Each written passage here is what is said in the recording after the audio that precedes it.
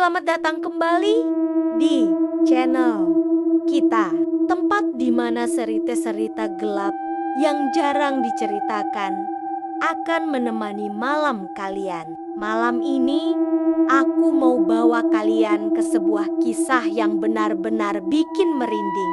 Sebuah kisah nyata dari Banyuwangi tahun 1995 tentang satu keluarga kaya raya yang rahasianya masih jadi bahan bisik-bisik sampai sekarang. Bayangkan sebuah rumah besar, megah, penuh kemewahan, tapi setiap malam Jumat Kliwon selalu terdengar suara ayam disembelih dari belakang rumah itu. Suara darah menetes, jeritan samar, dan bau kemenyan yang terbawa angin malam. Orang-orang desa percaya itu bukan sekadar ayam, melainkan tumbal untuk sesuatu yang jauh lebih menyeramkan. Keluarga ini dikenal sebagai keluarga Pak Darmo.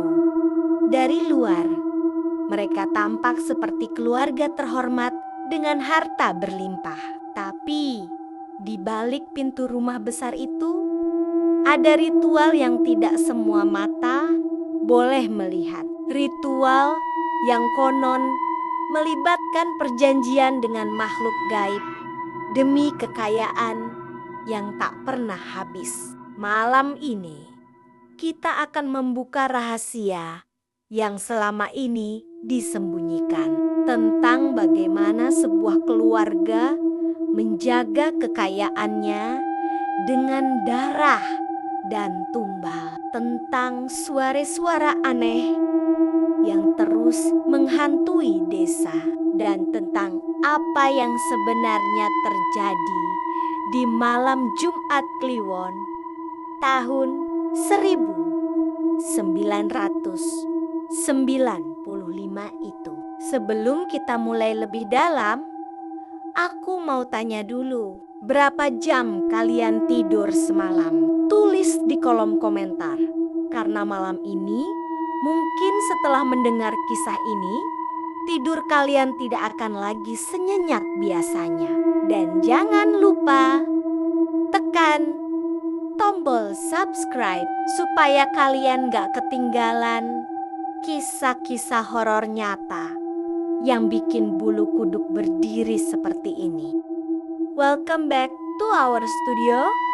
Malam ini aku mau bawa kalian ke sebuah kisah yang sampai sekarang masih bikin bulu kuduk merinding setiap kali aku ingat. Kisah ini datang dari sebuah desa di Banyuwangi tahun 1995, malam Jumat Kliwon, waktu di mana orang-orang desa percaya segala hal gaib berjalan lebih dekat dengan manusia. Malam itu ada sebuah keluarga yang namanya sudah lama jadi bisik-bisik orang kampung. Keluarga Pak Darmo. Semua orang tahu keluarga ini kaya raya.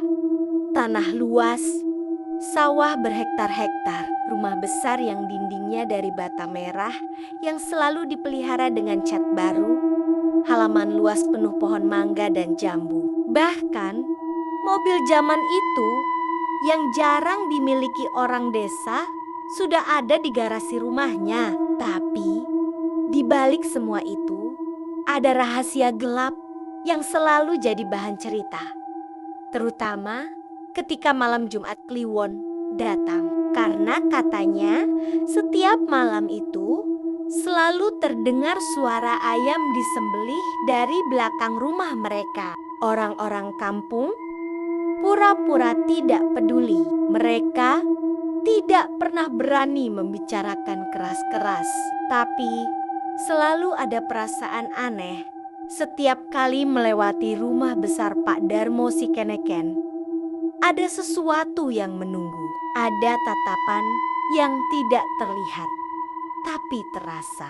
Bahkan anak-anak kecil sering dilarang bermain terlalu dekat dengan pagar bambu yang mengelilingi halaman rumah itu. Seolah-olah halaman itu punya dunia lain yang tidak boleh disentuh. Aku masih ingat, waktu itu bulan sedang penuh. Cahaya kuning pucatnya jatuh ke atas jalan tanah yang lembab setelah hujan sore. Malam itu sunyi.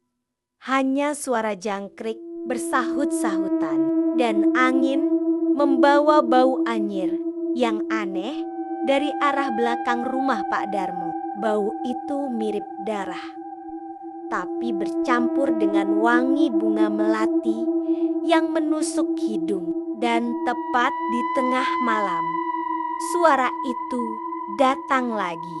Suara ayam berkokok keras sekali, lalu tiba-tiba terhenti dengan cekikan yang kasar, seperti lehernya dipotong. Setelah itu sunyi, hanya suara tetesan cairan, lalu bunyi mangkuk tanah liat digeser. Seorang tetangga, sebut saja Bu Minah, pernah bercerita kalau dia tanpa sengaja melihat sesuatu. Malam itu dia tidak bisa tidur. Perutnya sakit dan dia keluar untuk ke kamar mandi di luar rumah. Dari celah pagar, dia melihat Baenggen Bayunggen, orang di belakang rumah Pak Darmo. Ada cahaya lampu sentir yang redup dan asap kemenyan yang mengepul. Dia melihat seekor ayam jantan putih diangkat tinggi-tinggi. Lalu pisau kecil berkilat di bawah sinar bulan dan darah muncrat ke sebuah mangkuk besar. Katanya, darah itu tidak dibiarkan begitu saja, tapi dicampur dengan sesuatu, lalu diminum. Bu Minah waktu itu ketakutan setengah mati. Dia langsung masuk kembali ke rumahnya, pura-pura tidak tahu. Tapi sejak malam itu dia sakit-sakitan. Ada yang bilang karena dia melihat sesuatu yang seharusnya tidak dilihat. Desa itu kecil. Berita tidak cepat menyebar keluar. Tapi di dalam, semua orang tahu ada sesuatu yang gelap. Keluarga Pak Darmo kaya, tapi kekayaan itu tidak wajar. Mereka tidak pernah terlihat kerja keras di sawah, tidak pernah ikut panen, tidak pernah berdagang ke pasar. Tapi rumah mereka penuh perabot mewah. Emas berkilauan di tangan istrinya, dan anak-anaknya selalu berpakaian rapi, tidak pernah terlihat kurang. Orang-orang bilang itu semua hasil dari pesugihan, perjanjian dengan sesuatu yang tidak kasat mata, sesuatu yang haus darah dan tumbal. Malam Jumat Kliwon 1995 itu, beberapa anak muda yang pulang dari ronda memberanikan diri lewat depan rumah Pak Darmo. Mereka bilang waktu itu sekitar jam 1 malam. Jalanan benar-benar sepi. Dari arah rumah, mereka dengar suara ayam, persis seperti ayam mau disembelih. Awalnya mereka tertawa-tawa, bilang mungkin hanya ayam biasa. Tapi ketika suara cekikan terdengar dan ayam langsung diam, mereka merasa seluruh tubuh mereka dingin. Salah satu dari mereka, Joko, mengaku mendengar bisikan di telinganya. Suara lirih seperti perempuan yang bilang, "Jangan lihat, jangan dengar, jangan dekat." Joko pulang dengan wajah pucat dan beberapa hari kemudian dia jatuh sakit panas tinggi tanpa sebab. Dokter bilang hanya demam, tapi orang-orang tahu itu karena dia melanggar batas.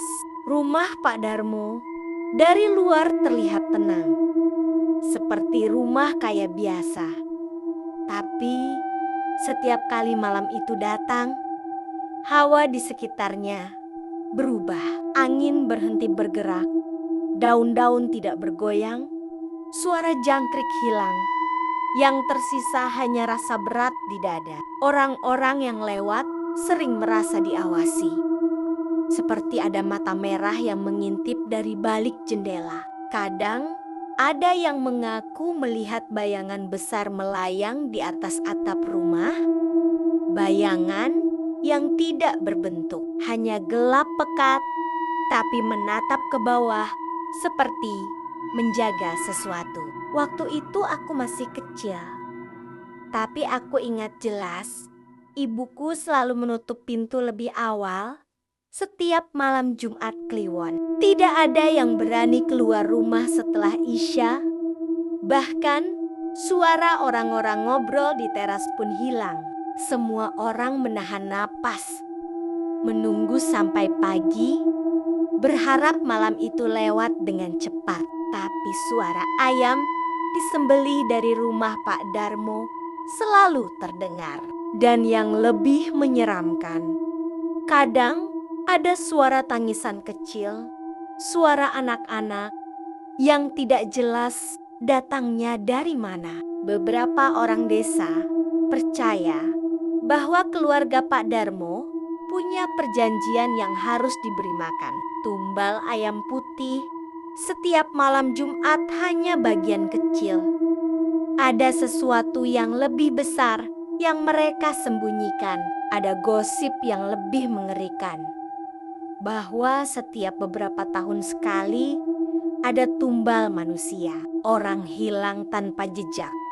Dan entah kenapa selalu ada hubungannya dengan malam Jumat Kliwon. Tahun 1995 itu, kebetulan ada seorang pendatang yang menghilang. Namanya Mas Rudi, penjual keliling yang biasa singgah di desa. Dia terakhir terlihat sore hari mampir di warung kopi dekat balai desa. Lalu malamnya tidak pernah kembali. Sampai hari ini, tubuhnya tidak pernah ditemukan. Orang-orang percaya malam itu dia menjadi bagian dari ritual keluarga Pak Darmo. Katanya ada yang melihat dia berjalan ke arah rumah itu, seperti orang linglung, seperti ada yang memanggil dalam hati. Dan sejak saat itu, banyak orang bersumpah melihat bayangan pria asing berdiri di bawah pohon mangga belakang rumah Pak Darmo. Wajahnya pucat, matanya kosong, dan tubuhnya basah seperti habis dicuci darah. Kisah itu tidak pernah bisa dibuktikan. Tidak ada yang berani mendekat, apalagi melapor. Semua orang tahu kalau berurusan dengan keluarga itu, akibatnya bisa fatal. Dan benar saja, beberapa orang yang berani bersuara tiba-tiba jatuh sakit misterius. Sawah mereka gagal panen atau keluarganya meninggal mendadak. Sampai akhirnya semua orang memilih diam. Tapi malam itu berbeda. Malam Jumat Kliwon tahun 1995 yang aku ceritakan ini jadi salah satu malam paling kelam yang pernah ada di desa. Karena bukan hanya suara ayam yang terdengar, tapi juga suara lain. Suara seperti gong kecil dipukul pelan, lalu suara doa dalam bahasa yang tidak dipahami. Suara serak bercampur desis, seperti bukan manusia yang bicara. Dari kejauhan, cahaya merah terlihat memancar sebentar dari arah belakang rumah, lalu padam. Beberapa orang yang melihat dari jauh bilang mereka mencium bau daging terbakar bercampur darah. Dan suara-suara itu terus terdengar sampai menjelang subuh. Dan yang paling menyeramkan, keesokan paginya di halaman rumah Pak Darmo ditemukan jejak kaki basah yang tidak wajar. Kakinya besar, lebih besar dari manusia, tapi jumlah jarinya 6 panjang dan meninggalkan bekas merah yang lama hilang dari tanah. Orang-orang pura-pura tidak melihat, pura-pura sibuk dengan urusan masing-masing. Tapi dalam hati semua tahu, malam itu sesuatu telah datang. Sesuatu yang dipanggil keluarga itu. Dan sekarang entah masih ada atau sudah pergi. Pagi setelah malam Jumat Kliwon itu, desa terasa aneh. Matahari memang muncul seperti biasa. Cahaya hangat menembus sela-sela daun kelapa dan sawah terlihat hijau. Tapi ada sesuatu yang berbeda. Orang-orang berjalan lebih cepat, seolah takut terlalu lama berada di jalan. Dan tidak ada yang berani menoleh ke arah rumah Pak Darmo. Suasana itu menempel seperti kabut tipis yang tidak kelihatan, tapi bisa dirasakan.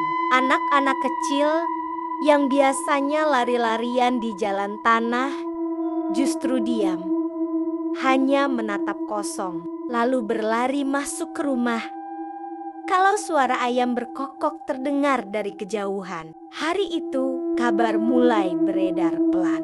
Kabar tentang jejak kaki aneh di halaman rumah Pak Darmo. Orang-orang yang diam melihat mengaku jejak itu benar-benar nyata, besar. Jari-jari panjangnya tertancap jelas di tanah yang masih basah. Tapi yang lebih membuat merinding, jejak itu seperti berputar mengelilingi sumur tua di belakang rumah. Seakan-akan makhluk itu muncul dari dalam tanah, lalu berkeliling, lalu masuk kembali. Beberapa orang tua di desa yang paham tentang ilmu gaib mengatakan itu bukan jejak hewan, bukan pula jejak setan biasa. Itu jejak makhluk pemakan tumbal. Makhluk yang dipanggil melalui pesugihan tingkat tinggi. Hari-hari berikutnya, rumah Pak Darmo terlihat semakin ramai. Bukan ramai oleh tamu biasa, tapi ramai oleh suara-suara malam yang tidak masuk akal. Hampir setiap malam Jumat, suara ayam lagi-lagi terdengar, tapi kali ini ditambah dengan suara lain. Suara gong kecil dipukul perlahan, dan nyanyian seperti mantra kuno. Kadang terdengar tangisan perempuan, kadang suara anak-anak yang menjerit. Tapi anehnya, tidak ada seorang pun berani mendekat untuk memastikan. Semua hanya mendengar dari jauh, menutup telinga dengan bantal, pura-pura tidak tahu. Suatu malam, seorang pemuda bernama Budi yang terkenal berani nekat ingin membuktikan. Dia bawa sebatang rokok dan sembunyi di balik pohon pisang yang tidak jauh dari pagar belakang rumah Pak Darmo. Awalnya, dia hanya mendengar suara ayam dicekik, darah menetes, lalu doa berbahasa asing. Tapi ketika dia mengintip dari sela dedaunan, matanya langsung terpaku. Di bawah cahaya lampu minyak yang redup, dia melihat seorang perempuan tua berpakaian hitam. Wajahnya penuh keriput, sedang memegang mangkuk besar berisi darah. Di sekelilingnya duduk beberapa anggota keluarga Pak Darmo, termasuk anak-anak mereka. Darah ayam itu mereka campur dengan sesuatu, lalu diminum bergantian. Tapi yang paling membuat Budi hampir pingsan adalah ketika perempuan tua itu menengadahkan kepalanya. Matanya hitam pekat tanpa bola mata, dan di belakangnya ada sosok besar yang berdiri samar. Tingginya 2 kali lipat manusia, wajahnya tidak jelas, hanya mulut besar yang terbuka lebar, seakan menunggu giliran diberi makan. Budi pulang dengan langkah gemetar. Rokoknya jatuh entah di mana. Dan malam itu juga dia demam panas tinggi. Tubuhnya menggigil, matanya merah, dan setiap kali menutup mata, dia melihat wajah perempuan tua itu tersenyum. 3 hari kemudian, Budi meninggal tanpa sempat bercerita detail pada siapapun. Hanya teman dekatnya yang tahu sedikit cerita. Itu pun lewat bisikan terakhirnya sebelum napasnya terhenti. Setelah kejadian itu, orang-orang semakin yakin bahwa keluarga Pak Darmo memang punya sesuatu yang sangat berbahaya. Tidak ada lagi yang berani mendekat. Bahkan, orang-orang memilih jalan memutar kalau harus lewat depan rumah mereka. Dan entah kebetulan atau tidak, setelah kematian Budi, usaha keluarga Pak Darmo makin makmur. Sawah mereka panennya berlipat. Ternak mereka sehat. Bahkan bisnis baru berupa toko bahan bangunan tiba-tiba laris manis. Semua serba menguntungkan. Tapi di balik itu ada rasa ngeri yang makin dalam. Ada seorang dukun tua di desa sebelah yang pernah diminta datang untuk melihat. Namanya Mbah Jaiman. Orang yang dikenal bisa membaca tanda-tanda gaib. Dia hanya datang sekali, berdiri jauh dari pagar rumah, menatap lama, lalu pergi tanpa bicara. Ketika orang-orang bertanya, dia hanya bilang singkat, di dalam rumah itu ada perjanjian. Ada sesuatu yang diberi makan secara rutin. Dan perjanjian itu tidak bisa diputus tanpa tumbal yang lebih besar. Kata-kata itu membuat orang semakin takut. Karena artinya ritual itu tidak akan pernah berhenti. Malam Jumat Kliwon, bulan berikutnya, suasana desa jadi lebih mencekam. Angin berhembus membawa bau anyir lebih kuat dari biasanya. Dan suara gong terdengar jelas bahkan sampai ke rumerama tetangga jauh. Suara tangisan anak kecil semakin nyata. Kadang terdengar seperti meminta tolong. Kadang seperti dipaksa diam. Beberapa orang bahkan mengaku mendengar langkah kaki berat lewat di depan rumah mereka, padahal tidak ada siapa-siapa. Langkah itu terdengar basah, seperti ada darah yang menetes dari telapak kaki. Desa perlahan berubah. Orang-orang tidak lagi berani keluar malam. Ronda hanya formalitas. Anak-anak dilarang main sore terlalu jauh. Bahkan suara azan Isya pun kadang tenggelam oleh suara gong dari arah rumah. Pak Darmo, sioliala rumah itu punya dunia sendiri yang menelan suara-suara lain. Tahun itu keanehan semakin parah ketika satu persatu hewan ternak milik tetangga mulai mati. Kambing tiba-tiba ditemukan mati dengan leher terpotong rapi. Ayam-ayam hilang tanpa bekas. Dan anehnya selalu terjadi setelah malam ritual. Warga curiga, tapi tidak ada yang berani menyalahkan langsung. Semua hanya menatap rumah besar itu dengan ketakutan. Membicarakan dalam bisik-bisik di warung kopi. Lalu diam ketika ada orang lewat. Puncaknya terjadi ketika seorang anak kecil hilang. Namanya Lina. Umur 6 tahun. Anak dari keluarga miskin yang rumahnya tidak jauh dari sawah milik Pak Darmo. Malam itu, Lina pamit ke ibunya untuk bermain di rumah temannya, tapi tidak pernah pulang. Orang-orang mencari sampai tengah malam, menyalakan obor, memanggil-manggil namanya, tapi tidak ada jejak. Anehnya, salah satu warga bersumpah melihat Lina terakhir kali berjalan ke arah rumah Pak Darmo. Dan setelah malam itu, suara tangisan anak kecil yang biasa terdengar dari arah rumah itu menjadi semakin jelas, semakin nyata, seakan-akan suara Lina yang meminta tolong. Ibu Lina menangis berhari-hari, tapi tidak ada yang bisa menolong. Semua orang hanya bisa menunduk, tidak berani mengusik. Polisi pernah datang, tapi pencarian hanya formalitas. Tidak ada hasil. Dan anehnya, setelah itu keluarga Pak Darmo justru semakin kaya. Mobil baru masuk ke halaman rumah, emas semakin banyak di tangan istrinya. Orang-orang hanya bisa menyimpulkan satu hal.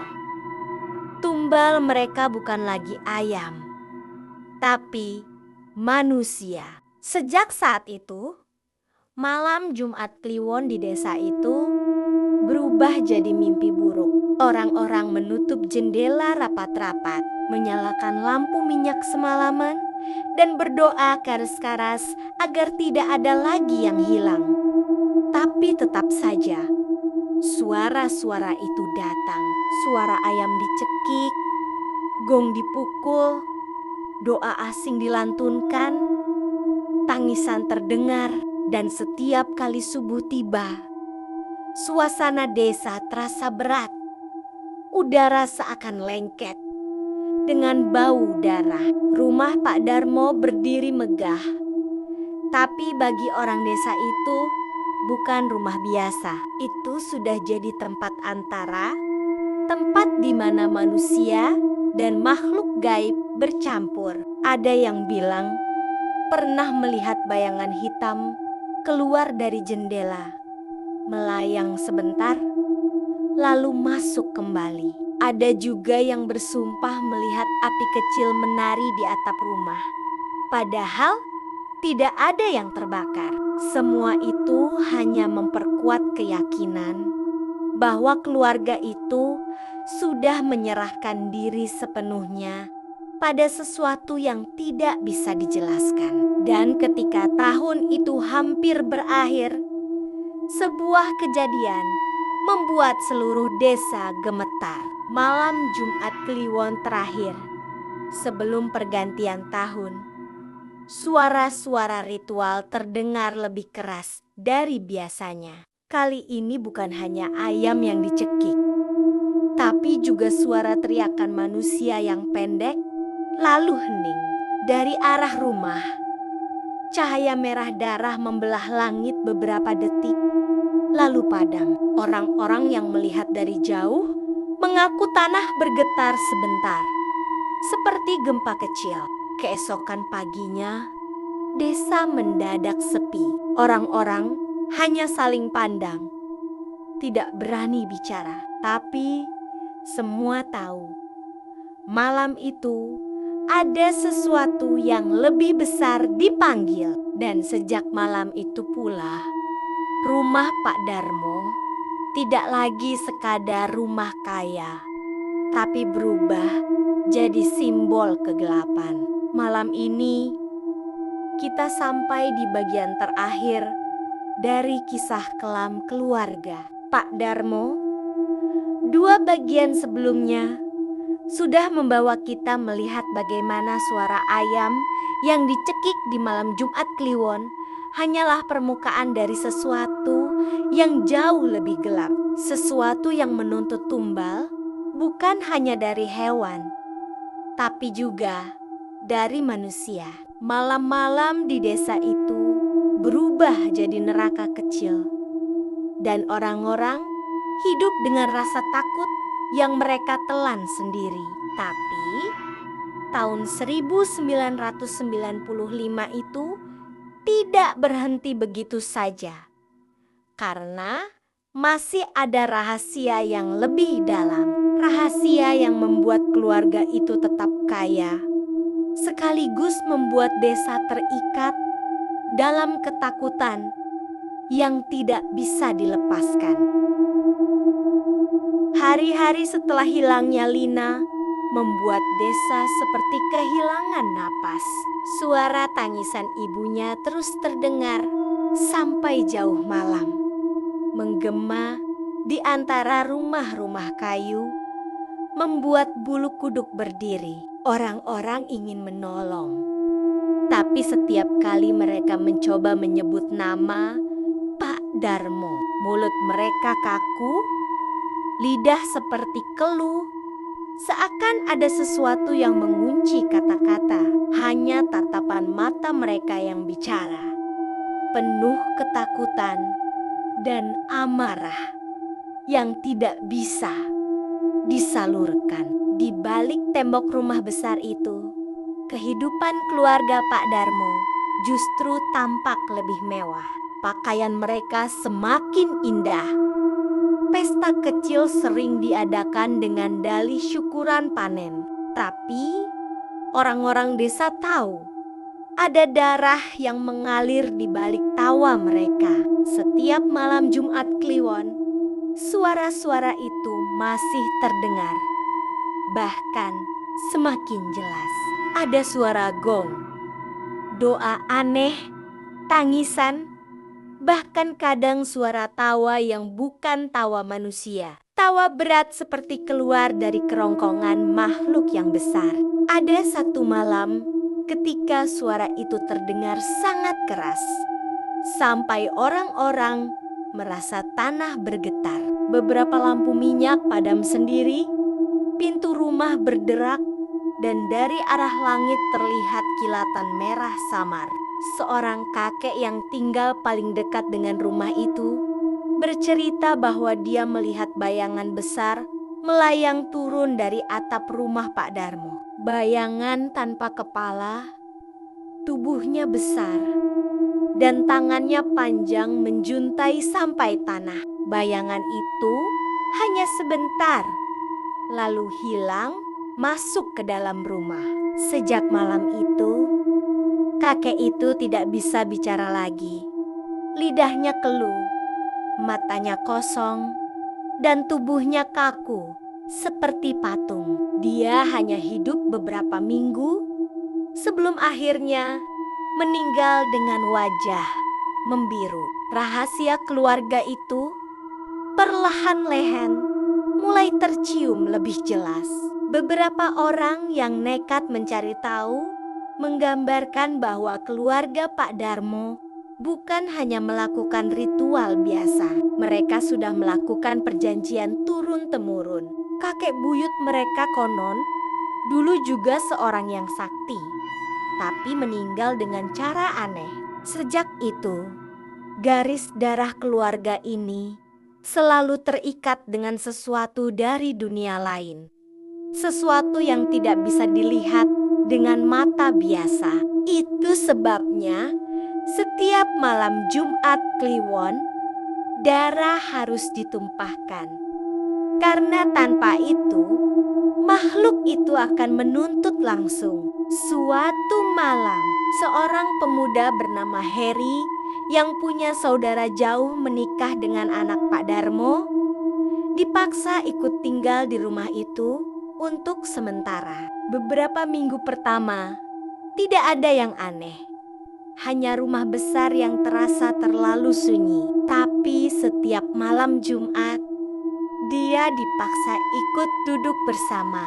Dia pernah bercerita sebelum akhirnya menghilang. Katanya, dia melihat ritual itu lebih dekat daripada siapapun. Di ruang belakang, ada lingkaran tanah yang digambar dengan darah. Di tengahnya ada mangkuk besar berisi darah ayam putih. Sekelilingnya penuh kemenyan, bunga melati, dan potongan kain hitam. Mereka duduk melingkar, berdoa dengan bahasa yang tidak pernah didengar sebelumnya. Yang paling menakutkan, setelah darah ayam habis, mereka meletakkan sesuatu di tengah lingkaran, sesuatu yang terlihat seperti potongan rambut anak kecil dan kuku manusia. Dari situ asap mengepul lebih pekat, udara jadi berat, dan perlahan muncul sosok besar di tengah lingkaran. Harry bilang, dia tidak bisa melihat jelas wujudnya, hanya mata merah yang terbuka di kegelapan, dan bau busuk yang membuatnya hampir muntah. Sosok itu tidak berbicara, hanya membuka mulutnya lebar-lebar, dan keluarga itu bergantian menuangkan darah ke dalamnya. Darah yang entah dari mana lagi, selain ayam yang dicekik. Setelah itu, suasana mendadak hening, dan tubuh mereka seperti mendapat kekuatan baru. Harry hilang beberapa minggu setelah cerita itu. Tidak ada yang tahu kemana, tapi desas-desus mengatakan dia sudah menjadi bagian dari ritual.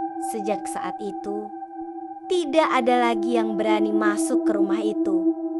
Bahkan keluarga, jauh sekalipun, desa semakin dalam kegelapan. Malam Jumat Kliwon jadi malam yang paling ditakuti. Orang-orang tidak berani menyalakan lampu di luar rumah. Bahkan ada yang sampai mengikat anak mereka di dalam kamar agar tidak keluar. Tapi tetap saja suara-suara itu datang, menembus dinding, menembus telinga, masuk ke dalam mimpi. Beberapa orang mengaku bermimpi didatangi sosok hitam besar yang meminta darah. Dan ketika mereka bangun, hidung mereka berdarah tanpa sebab. Semakin lama, semakin jelas bahwa rumah itu sudah bukan rumah biasa. Itu sudah jadi pintu, tempat di mana dunia manusia dan dunia lain bertemu. Jejak-jejak aneh sering muncul di tanah. Suara langkah berat lewat di depan rumah warga. Bayangan melintas di jendela, padahal tidak ada siapa-siapa. Bahkan hewan-hewan pun enggan mendekat. Anjing menggonggong tanpa henti setiap kali lewat. Ayam berkokok ketakutan. Sapi-sapi mendadak sakit kalau dipelihara terlalu dekat. Tahun 1995 akhirnya ditutup dengan kejadian paling mengerikan. Malam Jumat Kliwon terakhir sebelum pergantian tahun, suara ritual terdengar paling keras. Orang-orang yang bersembunyi di rumah masing-masing mengaku melihat cahaya merah keluar dari jendela belakang rumah itu. Suara ayam dicekik, suara gong dipukul, suara tangisan, semuanya bercampur jadi satu. Lalu terdengar suara teriakan manusia, pendek tapi tajam, membuat jantung serasa berhenti. Setelah itu tanah bergetar, dinding rumah warga berderak, dan udara dipenuhi bau anyir. Keesokan paginya, di sawah dekat rumah itu ditemukan darah segar tercecer, bercampur dengan tanah, tapi tidak ada tubuh. Orang-orang hanya bisa saling pandang. Tidak ada yang berani bertanya. Mereka tahu malam itu ada tumbal besar. Dan sejak hari itu, keluarga Pak Darmo semakin kaya. Usaha mereka semakin luas. Bahkan mulai masuk ke kota. Tapi desa itu semakin sepi, semakin dingin. Karena semua orang hidup dalam bayangan ketakutan. Rahasia itu akhirnya menjadi bisik-bisik turun-temurun. Anak-anak yang lahir setelah itu selalu diingatkan Jangan pernah mendekati rumah besar itu. Jangan pernah mendengar suara-suara dari arah sana. Dan jangan pernah menyebut nama keluarga itu di malam hari. Karena orang percaya menyebut nama mereka sama dengan memanggil sesuatu yang tidak boleh dipanggil. Sampai sekarang, tahun demi tahun berlalu, kisah itu masih hidup di antara warga. Rumah besar itu masih berdiri, meski sudah sepi setelah generasi baru pergi ke kota. Tapi setiap malam Jumat Kliwon, orang-orang bersumpah suara ayam masih terdengar. Suara gong masih terpantul. Dan bau darah masih menusuk hidung. Beberapa orang muda yang tidak percaya mencoba mendekat, tapi selalu jatuh sakit setelahnya. Seperti ada yang memperingatkan, rahasia keluarga Pak Darmo tidak pernah benar-benar terungkap. Tidak ada bukti nyata, tidak ada pengakuan, hanya suara-suara, bau, dan bayangan. Tapi semua orang di desa tahu ada sesuatu yang dipelihara, sesuatu yang diberi makan darah, sesuatu yang membuat mereka kaya, sekaligus membuat desa itu jadi neraka kecil. Malam Jumat Kliwon 1995 hanya satu dari banyak malam kelam yang pernah terjadi. Tapi malam itu menjadi penanda, karena setelahnya tidak ada lagi yang berani bicara, tidak ada lagi yang berani melawan. Semua orang hanya bisa hidup berdampingan dengan kegelapan, berharap tidak menjadi bagian dari tumbal berikutnya. Dan sampai sekarang, setiap kali malam itu tiba, bulu kuduk orang-orang desa masih berdiri.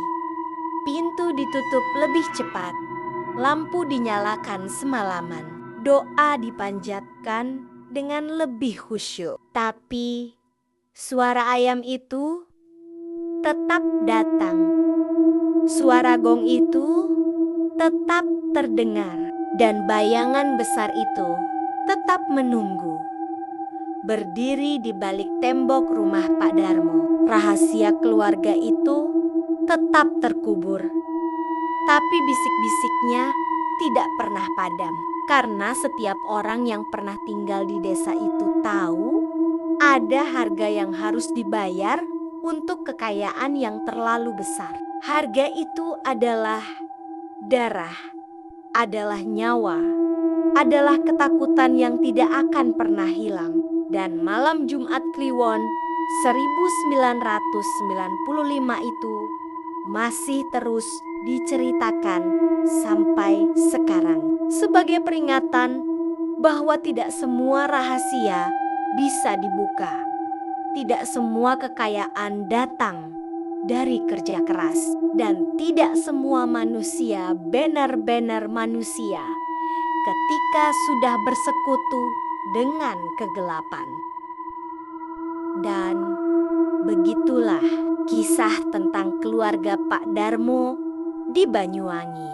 Tahun ke-1995, sebuah keluarga yang hidup dalam kemewahan, tapi setiap langkah mereka diikuti oleh darah dan tumbal. Malam Jumat Kliwon bukan sekadar malam biasa, tapi jadi pengingat bahwa kekayaan yang datang dari jalan gelap selalu ada harga yang harus dibayar. Orang-orang desa masih mengingat suara ayam disembelih, bau kemenyan yang menusuk hidung, dan jeritan samar yang entah milik siapa. Sampai hari ini masih banyak yang percaya kalau rumah besar itu menyimpan sesuatu yang tidak pernah benar-benar pergi. Mungkin kita bisa menutup telinga, berpura-pura tidak mendengar, atau menganggap ini hanya cerita lama. Tapi satu hal yang selalu jadi pertanyaan, kalau memang semua itu hanya gosip, kenapa setiap malam Jumat Kliwon suara itu masih terdengar? Terima kasih sudah menemani malam ini dengan kisah yang begitu gelap. Kalau kalian punya pengalaman serupa atau pernah mendengar cerita horor dari tempat kalian, tulis di komentar. Siapa tahu kisah kalian yang akan kita bahas berikutnya. Jangan lupa tekan tombol subscribe, like, dan share cerita ini, biar makin banyak orang yang tahu bahwa di balik kekayaan kadang ada rahasia yang seharusnya tidak pernah dibuka. Sampai jumpa di cerita berikutnya. Dan hati-hati kalau malam ini kalian mendengar suara ayam disembelih di kejauhan. Jangan pernah coba menoleh ke belakang.